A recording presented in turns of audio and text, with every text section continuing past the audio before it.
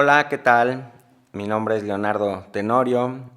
Estamos aquí en Atavismos, las voces que el tiempo no pudo callar. Hoy les vamos a hablar sobre el oro verde, el enequén yucateco. Aunque Yucatán fue uno de los primeros puntos del país en ser alcanzados por los españoles hacia 1508, por Vicente Yáñez Pinzón, piloto de Cristóbal Colón, y después, en 1511, por los náufragos de una expedición al Darién, de donde se desprende la presencia en la península de Gonzalo Guerrero y del cronista Jerónimo de Aguilar, antes de la llegada de Cortés. A pesar, de estos antecedentes, la conquista, oficial del estado o de la península de Yucatán no se consumó sino hasta 1541, cuando las fuerzas de Nachicocom, señor de Sotuta, fueron finalmente vencidas por las armas hispanas luego de 3 intensas campañas militares. Tan solo un par de años después, en 1543, y en vista de las características del territorio, el Cabildo de Mérida formuló una solicitud al rey de España para que, cito, en recompensa de nuestros servicios, gastos y trabajos, decía el Cabildo, atento a que esta tierra es pobre y sin provecho, nos den perpetuo para nos y para nuestros hijos los indios que nos dieren en repartimiento, porque con esta merced permaneceremos en ella. Creo que el fragmento es muy elocuente. Según el escritor Renato Ravelo, como la suerte no premió a los conquistadores con el hallazgo de minas de oro y plata, el rey les concedió la autorización para retener como esclavos a los rebeldes, pese a que ello estaba prohibido por las leyes de España. El oro lo obtendrían los colonizadores del sudor de los mayas. Los reyes de España, continúa Ravelo, autorizaron a someter a los indios no rebeldes al trabajo forzado, pero pagándoles un salario. Este destino tenían quienes no caían en la desgracia peor de ser llamados rebeldes y convertidos en esclavos. Lo cierto es que los mayas nunca recibían dinero en efectivo porque tenían una deuda perpetua en las tiendas de los encomenderos. Fin de la cita. Esta entrega en encomienda de los indios mayas a la población hispana que aceptara establecerse en la península acendró en el sector criollo y obviamente español la idea, pero sobre todo la práctica, de la sujeción, la explotación de la población indígena en una medida que excedía por mucho las prácticas coloniales del centro y norte del país. Son numerosos los testimonios de esta realidad dolorosa, indignante, insoportable,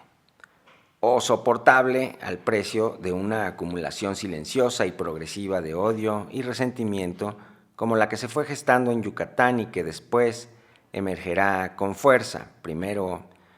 bajo la forma de una cruel rebelión, la de Jacinto Canec en el siglo XVIII, y posteriormente en el siglo XIX bajo la forma de la llamada Guerra de Castas, que mantendrá a Yucatán en vilo por varias décadas. Recuerdo el testimonio del arqueólogo y dibujante inglés Frederick Catherwood, quien hacia 1840, luego de algunos años de exploración de la región, se llevó a su país, entre otras piezas arqueológicas de gran valor, una famosa estela maya muy hermosa que hoy luce deslumbrante en los aparadores del Museo Británico. Esta estela, de varios kilos de peso, fue transportada a espalda de unos indígenas mayas hasta ser embarcada en el puerto de Progreso, con dirección al puerto de Liverpool, según el testimonio del propio Catherwood, en una escena que verdaderamente eriza la piel. El propio Bruno Traven, el formidable escritor alemán exiliado en México tras la Revolución Socialista Alemana de 1918, retrata parte de su consternación ante la esclavitud del pueblo maya en su estupendo relato La rebelión de los colgados, de lectura obligatoria sin duda. Esta pervivencia siniestra de la institución esclavista atropelló en los hechos la Declaración de Independencia de México, y en Yucatán y otras partes del país la esclavitud sobrevivió disfrazada con otros nombres, con eufemismos tales como peonazgo, o acasillamiento, o como el mismo término colonial de encomienda o el de repartimiento. A mediados del siglo XIX, derivado en parte de esta inercia al maltrato de la población indígena, dio comienzo la llamada Guerra de Castas, uno de los conflictos más delicados y complejos que han tenido lugar en México a lo largo de su existencia como nación. Y digo delicado y complejo porque no olvidemos que el mismo José María Morelos, con esa aguda visión de la política que tenía, evitó en plena lucha por la independencia plantear el conflicto político de México en términos de raza o de castas, siendo este rasgo de su pensamiento, junto con su protagonismo en la preparación y promulgación de la Constitución de Apatzingán, una de las claves de su prestigio como republicano y como demócrata, pero sobre todo como símbolo de lo nacional. Morelos, en efecto, prohibió tajantemente a los miembros de su ejército apelar a esa clase de discurso racista, y prueba de ello fue la ejecución del norteamericano David Faro y el mulato Mariano Tavares, quienes, enlistados en su ejército y enviados a insurreccionar la Costa Grande, intentaron provocar un levantamiento de negros contra blancos, provocando la cólera del generalísimo, quien los mandó a ejecutar en septiembre de 1811 en Chilapa, en el actual estado de Guerrero. No era casualidad que obrara así. Plantear nuestro conflicto social en términos de raza no solo acaba siendo favorable a la prolongación del sistema político colonial, también basado en la división por razas del género humano, sino que tampoco abona a la recuperación de la dignidad de los sectores sociales agredidos por la política supremacista en la que se fundó explícitamente el régimen colonial, y que el Estado Nacional tampoco pudo resolver mediante declaratorias solemnes de igualdad general, como la contenida en los sentimientos de la nación, o en las mismas constituciones que nos han gobernado, o que han tratado de hacerlo. Pues bien, la Guerra de Castas de Yucatán es un buen ejemplo de lo contraproducente que resulta para los pueblos mismos la apelación a la raza como fundamento de su causa política. A reserva de que más adelante dediquemos un podcast especial a la Guerra de Castas, me gustaría señalar algunos aspectos desconcertantes de esta conflagración armada que, como he dicho, terminó en un desastre peor, si cabe, que la realidad que trataba de remediar. Lo primero que llama la atención de esta guerra es el momento en que estalla, coincidiendo exactamente con la guerra entre México y Estados Unidos, febrero de 1847. Estamos hablando de que el país se hallaba invadido por diversos frentes. Es evidente, por otra parte, que la política local, polarizada entre Mérida y Campeche, una disputa añeja y con varios capítulos previos y posteriores, también contribuyó a generar un clima de tensión que fue aprovechado por los mayas insurrectos, quienes en pocos días pusieron en pie de guerra un ejército de hasta 8,000 combatientes.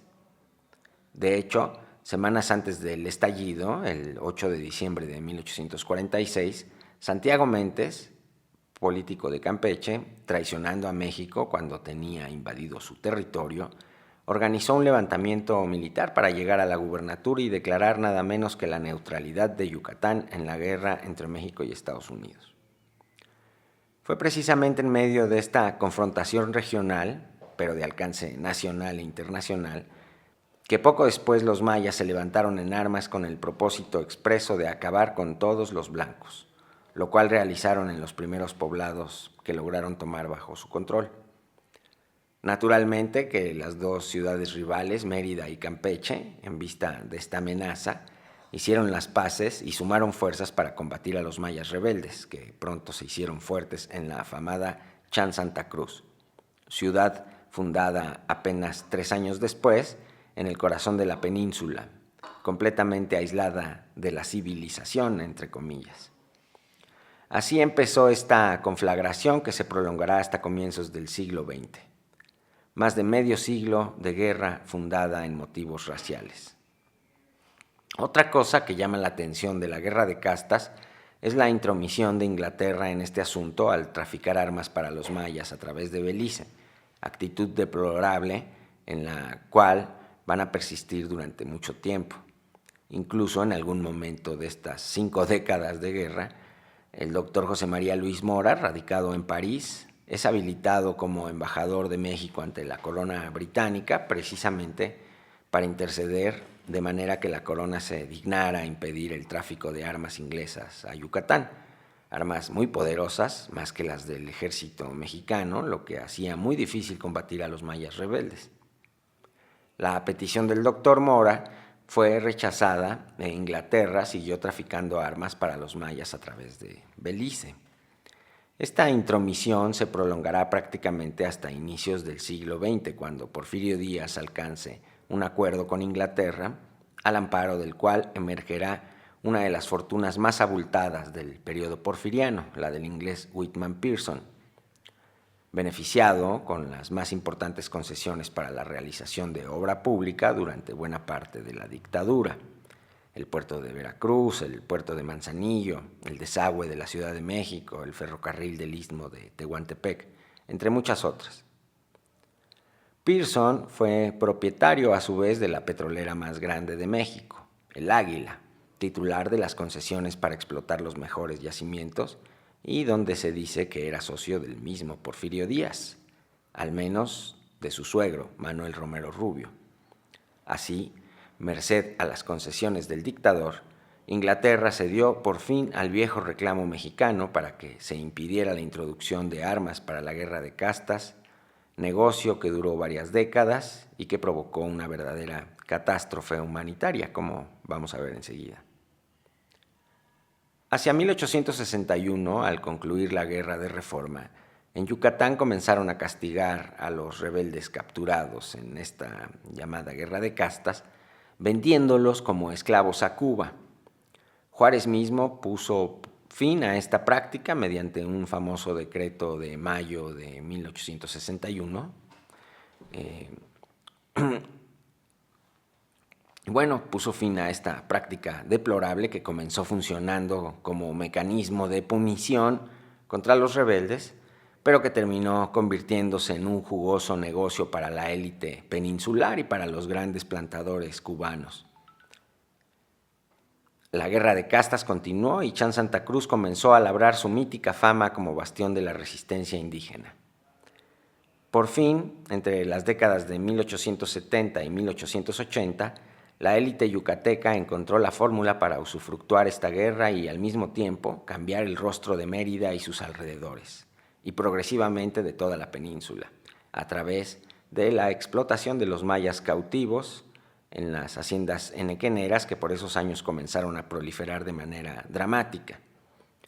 El progresivo aumento que en aquellas décadas y hasta 1902 experimentó el costo de la fibra del maguey, el famoso oro verde, nuestro henequén, ha sido en verdad uno de los fenómenos más notables y dignos de atención de nuestra historia económica.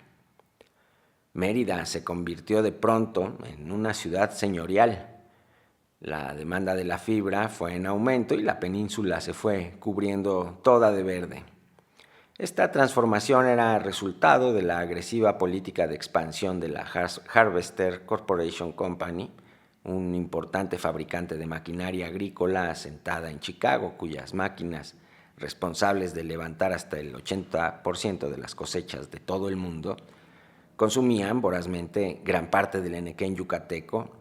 estableciendo sobre dicho producto un verdadero monopolio, aliado con una de las versiones más escalofriantes del conservadurismo yucateco, representado en este caso por el grupo político encabezado por el ingeniero Olegario Molina Solís. Este señor Olegario llegó a ser gobernador del estado y posteriormente, hacia el final de la dictadura porfiriana, ministro de Fomento. Pero lo más importante es que se trataba del socio clave del propietario de la Harvester Corporation Company, el magnate de Chicago, Cyrus McCormick, una de las principales fortunas de los Estados Unidos. Entre ambos, Olegario Molina y Cyrus McCormick, se combinaron hacia 1902 en una operación fraudulenta que tuvo como propósito garantizar por varios años a la empresa norteamericana la producción de fibra a bajo costo, para lo cual corrió el dinero en grandes proporciones, un dinero que iba a dar a Mérida principalmente para la adquisición de cada vez más tierras para la siembra del henequén, en lo cual participaron prácticamente todos los hacendados, que hicieron su agosto indudablemente sin darse cuenta de que entraban a paso firme ellos también en una senda de esclavitud, pues el dinero que la Harvester había puesto en sus manos debía de ser devuelto en especie, es decir, en henequén, lo que, bajo el control monopólico de Olegario Molina y Cyrus McCormick, ocurriría progresivamente a precios cada vez más bajos hasta volver impagables todas esas deudas.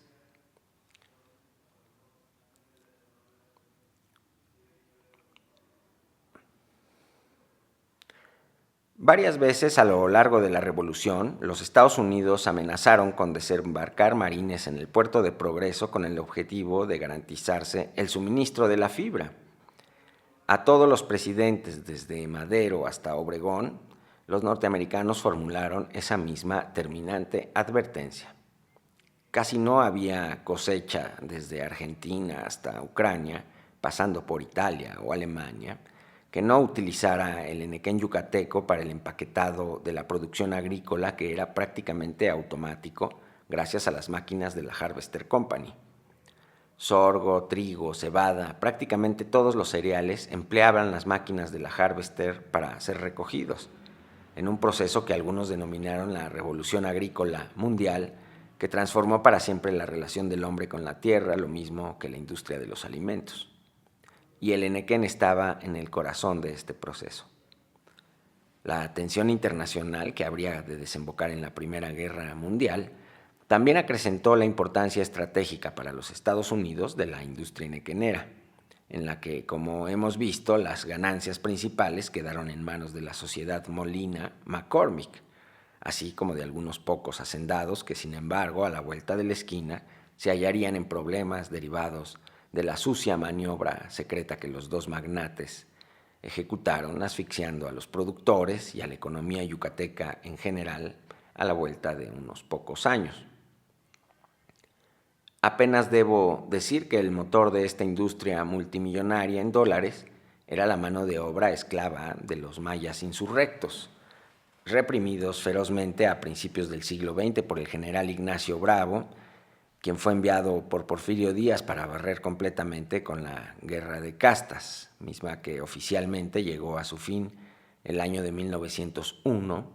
con la toma de Chan Santa Cruz a cargo del ejército porfirista.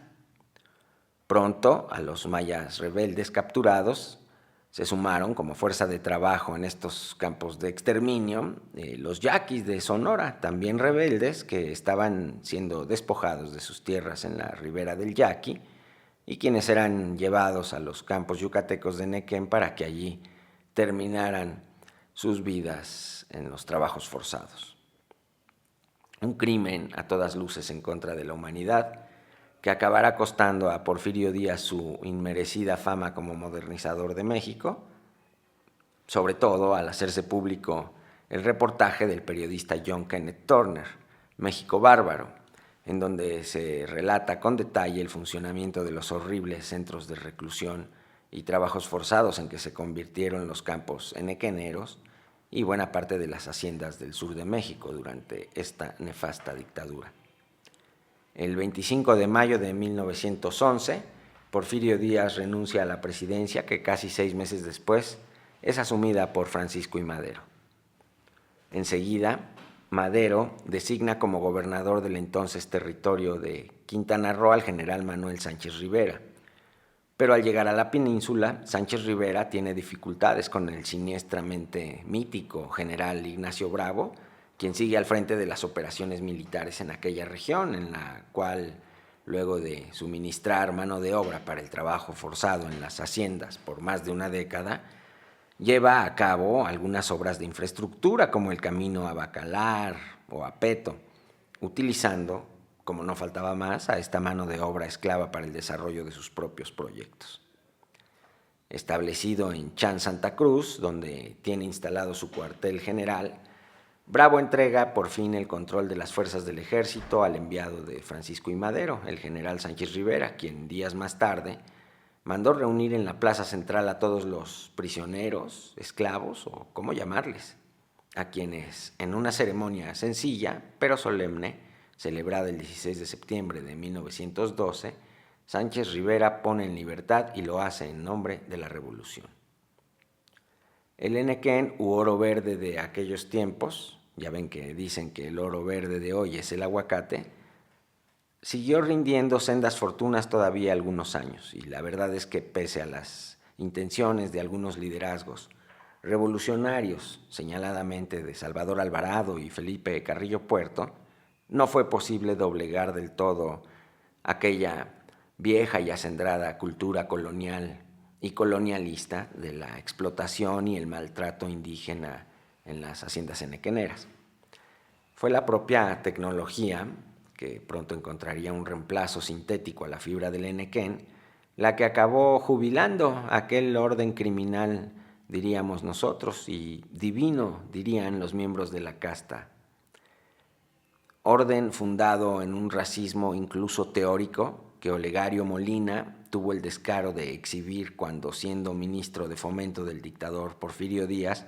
publicó una serie de cuadernillos o folletos donde se leen pretendidas justificaciones científicas de la esclavitud humana. Imagínense, hablamos del ministro de Fomento de Porfirio Díaz y del hombre más rico y más influyente de Yucatán. Una cosa aberrante que describe nítidamente los niveles de descomposición a los que indujo al país la dictadura porfiriana, que tuvo en Yucatán quizá su más crudo retrato en la convivencia perversamente naturalizada de la esclavitud masiva y la riqueza sin límites. Esto fue Atavismos, las voces que el tiempo no pudo callar. Nos vemos en una próxima emisión. Hasta pronto.